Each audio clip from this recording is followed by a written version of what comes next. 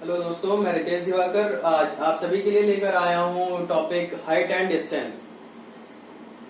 ठीक है, height and distance आज का टॉपिक रहेगा, जिसमें हम लोग डिस्कस करने वाले हर तरह के क्वेश्चन, बेसिक से लेकर हाई लेवल के क्वेश्चन जो आपके एग्जाम के पॉइंट ऑफ व्यू से बहुत ज्यादा इंपॉर्टेंट होंगे। ठीक है, तो पहला क्वेश्चन जो है बहुत सिंपल क्वेश्चन है। मैं इसको दोनों भाषाओं में बता रहा हूँ, जैसे कि पहले मैंने नोट कर रखा है क्वेश्चन आप सभी के लिए कि टाइम ना वेस्ट हो हमारे पास। The shadow on a horizontal plane of a vertical pole is equal to the height of the pole. The angle of elevation of pole is. हमसे क्या पूछा है इसमें? The shadow हमको बताया क्या पहले? सबसे पहली चीज तो इसने बताया क्या क्वेश्चन में हमको? The shadow on a horizontal plane of a vertical pole is. यानी कि हमारे पास एक खंभा गड़ा हुआ है, बोल रहे हैं। ठीक, ये खंभा है, इसकी क्या है? Shadow on a horizontal plane. Plane का मतलब समतल जो है ये, इस पे क्या बताया इन्होंने? The shadow on a horizontal plane of a vertical pole, ठीक, is equal to the height of the pole. यानी कि इन्होंने क्या बोला, जो इस पोल की, खंभे की जो हाइट है, मान लेते हैं h है, हमको तो कुछ दिया नहीं, हमने h मान लिया। ठीक, इसकी हाइट अगर हमने h मान ली तो इन्होंने क्या बोला है कि जो उसकी शैडो यानी कि छाया बन रही है, तो वो भी क्या है? वो भी h ही है। ठीक है, वो भी h के इक्वल है। अभी क्या है हमारे पास में, ये h हो गया, ये h हो गया, कुछ ना कुछ एंगल फॉर्म कर रहा होगा। ठीक, और हमारे पास में क्या है, ये सपोज करते हैं कि थीटा एंगल है। ठीक, और ये क्या है? पोल है, सीधा ही होगा। ठीक, वहां से एंगल बना रहा है। अब ये 90 डिग्री एंगल बनाता हुआ एक पोल खड़ा हुआ है हमारे पास में, तो उसका जो एंगल ऑफ एलिवेशन है वही तो हमको फाइंड करना है। यानी कि जो उन्नयन कोण है, उन्नयन कोण का मतलब जो ऊपर की तरफ उठा हुआ है ऐसे, ठीक, जैसे कि ये है। अब यहां से पहले ये समतल है, ये है, देख लीजिए, ये मेरा परपेंडिकुलर इधर, यानी कि ये है, ये पोल है और ये समतल है। ठीक, और हमको क्या पता करना है? ये वाला एंगल पता करना है। यहां से दिखाते हैं, अभी कैसे दिखाते हैं। हम क्या लेंगे, जब भी हमको फाइंड करना होगा एंगल, तो हम वहां पे क्या लेंगे? tan थीटा लेंगे। परपेंडिकुलर अपॉन बेस का फॉर्मूला लगाएंगे, तो क्या होगा? तो छाया उसकी कहां पे बन रही है? छाया यहाँ पे नहीं, छाया ये वाली बन रही है ना, वो तो हॉरिजॉन्टल प्लेन पे बन रही है, तो वो छाया यहाँ पे बनी जाके, ये है h। tan theta equal to क्या होगा? परपेंडिकुलर अपॉन बेस, मतलब पोल अपॉन शैडो। ठीक, पोल की क्या है? लेंथ h, और शैडो की लेंथ क्या है? h। तो हम क्या लिख रहे हैं? tan theta equal to h upon h, और h अपॉन h का मतलब कैंसिल, तो क्या बचेगा? 1 बचेगा हमारे पास। जब डिवाइड कुछ भी होता है, जैसे 2/2 है, तो 2 1 जा 2, 2 1 जा 2 कैंसिल होता है, वैसे ही h/h कैंसिल हो गया। समझ में आई बात? तो क्या हुआ? tan थीटा इक्वल टू 1, और tan में 1 की वैल्यू किसकी होती है? tan 45 की, तो tan 45 लिखा हमने यहाँ पे। This implies theta equal to क्या? Theta equal to 45 degree. ठीक, समझ में आई बात? बिल्कुल सिंपल सा क्वेश्चन था। सबसे पहले क्या दे रखा था इन्होंने? बोला shadow on a horizontal plane of a vertical pole is equal to the height of the pole. इन्होंने बोला है जो एक वर्टिकल पोल खड़ा हुआ है, उसकी जो छाया है वो समतल पे कितनी है? जितना कि वो पोल लंबा है। ठीक है, तो हमको बताइए कि उन्नयन कोण या एलिवेशन एंगल क्या होगा। तो हमने क्या लिया? tan थीटा इक्वल टू कर दिया, और जो इसका दिया हुआ था हमको परपेंडिकुलर, यानी कि पोल की हाइट और जो शैडो की हाइट दे रखी, लेंथ दे रखी थी। ठीक है, वो हमको पता थी, इस वजह से हमने क्या किया? इसको पता कर दिया। हमको क्या पता चला? tan theta equal to tan 45 means theta equal to 45 degree आ गया। ठीक, चलिए बढ़ते हैं नेक्स्ट क्वेश्चन की तरफ। और नेक्स्ट क्वेश्चन की तरफ बढ़ने से पहले मैं आपको बता दूं कि पहला क्वेश्चन तो नोट कर दिया था, इसके बाद मैं क्वेश्चन ओरल बोलूंगा, आप लोग उन क्वेश्चंस को नोट करिएगा और मैं उन क्वेश्चन को आपको करके दिखा दूंगा। ठीक है, टाइम वेस्ट नहीं करेंगे, बढ़ते हैं आगे।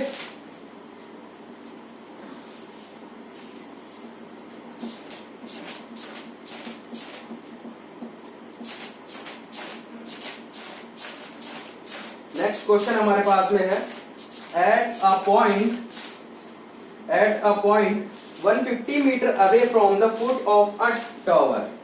क्या बोला? At a point 150 metre away from the foot of a tower the angle of elevation of the top of the tower is 30 degree, find the height of the tower.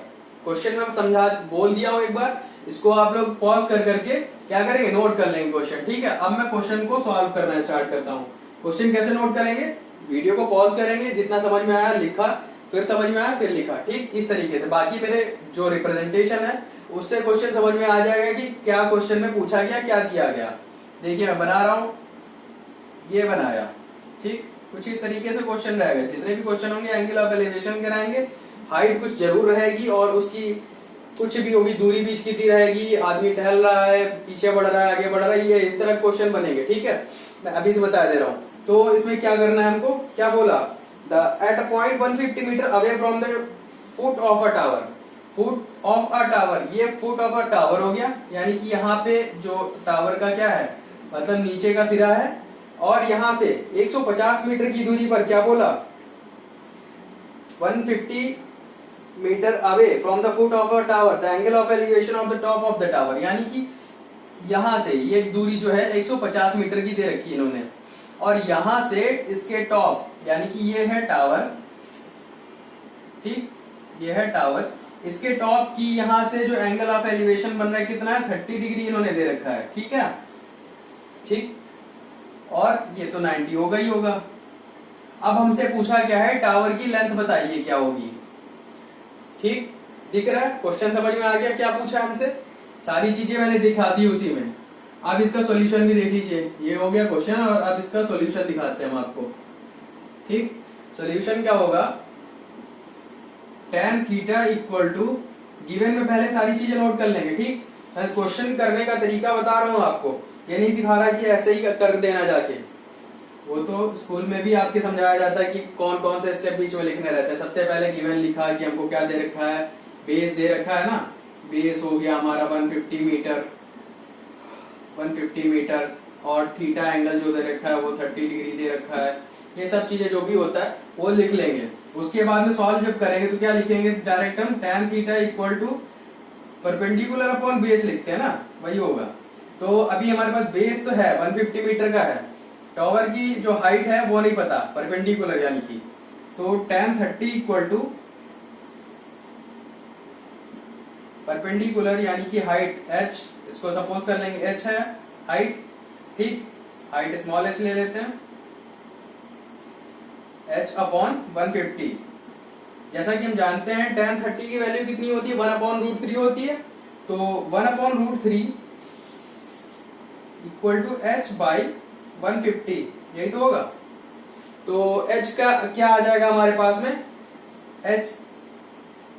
h√3 equal to 150 बनेगा, जाके इससे cross multiply जब करेंगे, h गुणा जब करेंगे तो क्या बनेगा, h इक्वल टू 150 बाई √3। ठीक, h इक्वल टू 150 बाई √3। चाहो तो इसको ऐसे ही रखो, लेकिन √3 ऐसे रखा नहीं जाता है नीचे, जब ज्यादातर इसको जो स्क्वायर रूट वाली चीजें नीचे होती है उनको नहीं रखते हैं। तो क्या करेंगे, सेम चीज से मल्टीप्लाई करेंगे तो क्या होगा, स्क्वायर रूट इनका हट जाता है, तो ऊपर नीचे हम दोनों जगह √3 से मल्टीप्लाई कर देंगे। ठीक, √3 से जब मल्टीप्लाई करेंगे तो ये 3 बन जाएगा, और ऊपर √3 वैसे लिखा रह जाएगा। तो h इक्वल टू क्या आ जाएगा, 150 √3 बाई 3, ये होगा, 3 से कैंसिल हो जाएगा 150, 3 5 जा 15 और 0, यानी कि 50 √3। h क्या आएगा हमारे पास में, h इक्वल टू 50 √3, ये आंसर आएगा, और किस में रहेगा, मीटर्स में। ठीक, 50 √3 मीटर्स। ये हमारा सेकंड क्वेश्चन का सॉल्यूशन हो गया। समझ लीजिए, क्वेश्चन एक बार मैं पढ़ चुका हूं सबसे पहले, उसके बाद रिप्रेजेंट कर दिया है, उससे समझ में आ जाएगा। क्वेश्चन का सॉल्यूशन आपके सामने है, समझ लीजिए, उसके बाद नेक्स्ट क्वेश्चन की तरफ बढ़ते हैं। ठीक, चलिए बढ़ते हैं।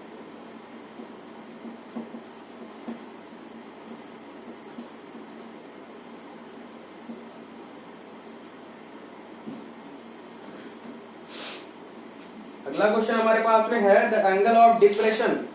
ठीक, the angle of depression of 2 boats from the top of the tree are 30 degree and 45 degree. If the height of the tree is 40 meter and the boats and the tree are in one line. ठीक, boat और tree क्या है, सब एक ही line में है.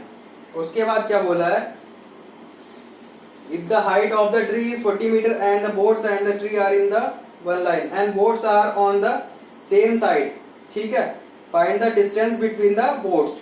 हमसे क्या पूछा है, बोट ट्री सारी चीजें एक ही लाइन में है, दो बोट है एक ट्री है. ये पेड़ खड़ा कर दिया हमने. ठीक, ये पेड़ खड़ा कर दिया, ये बोट इसके इधर टहल रही है कुछ. कहाँ कहाँ पे है, एक बोट यहाँ पे मान लेते हैं, एक बोट यहाँ पे है. एक से 30 डिग्री एंगल बन रहा है, एक से 60 डिग्री एंगल बन रहा है. तो जाहिर सी बात है दूर जो है उसी से 30 डिग्री एंगल बनेगा, जो पास में होगा तो वो तो थोड़ा ऊंचा हो जाएगा, वहां से 60 डिग्री एंगल बन रहा होगा. कितना दिया था, 60 नहीं 45 दिया हुआ था ना, तो 45 डिग्री एंगल इससे बन रहा होगा. दूर वाला जो है वो ही ज्यादा कम एंगल बनाएगा, ये ध्यान रखना हमेशा. ठीक, अब ऊपर से भी दिखा देते हैं ऐसे ही.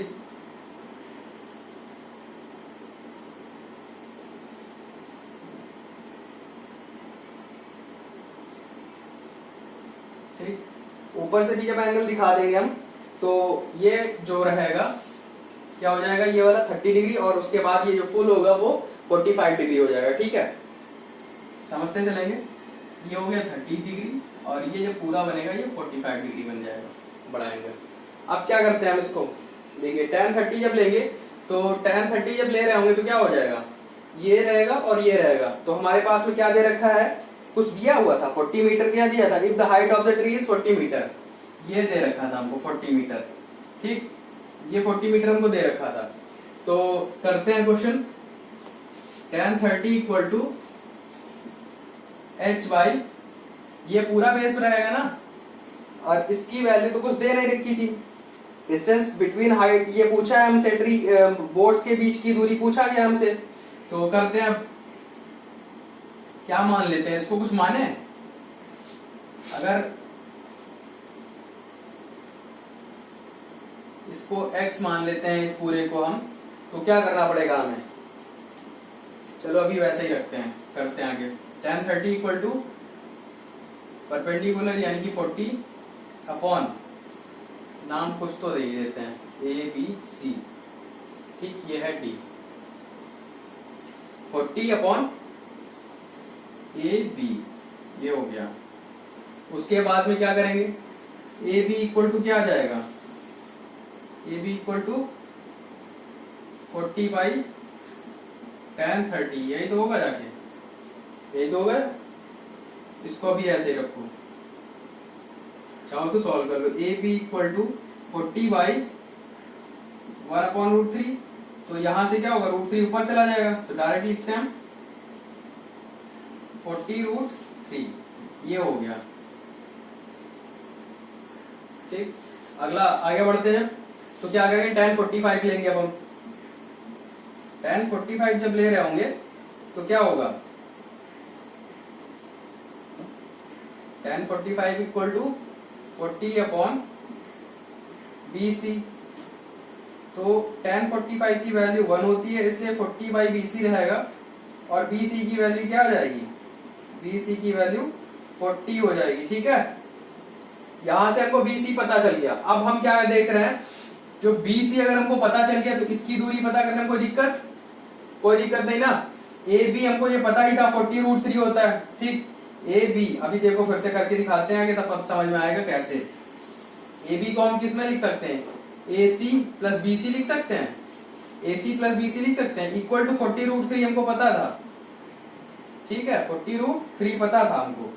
AC हमको क्या करना है, AC पता करना है. BC हमको पता चल चुका है 40 है, तो क्या पता चला 40√3, और BC उधर जब जाएगा तो सब्ट्रैक्ट तो ही होगा, उससे घट जाएगा.